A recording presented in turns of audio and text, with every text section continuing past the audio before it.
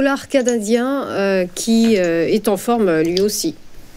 Oui, le dollar canadien qui est en forme, mais qui est en train de travailler une zone de range dans un grand canal haussier. C'est-à-dire qu'on a ce grand canal haussier qui est l'équivalent de ce que l'on a vu précédemment sur l'euro-dollar, sauf que là, on a l'USD en devise de base et donc c'est inversé. C'est-à-dire que sur l'euro-dollar, ce canal était baissier, sur l'USD CAD, ce canal est haussier. Et on a effectivement une zone de range, donc de l'attentisme en fait sur cette paire, mais ce range pourrait bien être cassé à la hausse. On a eu une tentative d'ailleurs vendredi dernier. Et donc là, on voit bien qu'au-dessus des 1,45, eh bien, ça ouvre la voie vers des plus hauts.